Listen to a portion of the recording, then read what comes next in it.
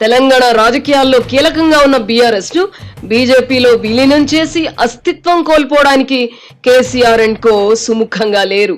అలాని భారతీయ జనతా పార్టీతో సంబంధాలను చెడగొట్టుకోవడానికి కూడా వారు సిద్ధంగా లేరు.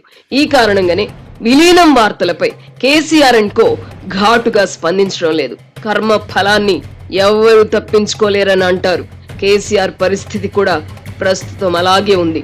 అధికారంలో ఉన్నప్పుడు ఓటుకు నోటు కేసులో ప్రస్తుత ముఖ్యమంత్రి రేవంత్ రెడ్డిని జైలుకు పంపి ముప్పు తిప్పలు పెట్టారు. ఒక్కగానొక్క కుమార్తె వివాహ వేడుకలను కూడా దగ్గరుండి జరిపించుకోలేని పరిస్థితి రేవంత్ రెడ్డికి కల్పించారు.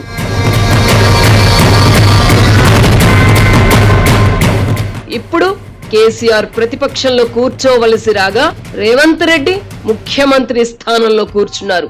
లిక్కర్ కేసులో చిక్కుకున్న కవిత జైలు పాలయ్యారు.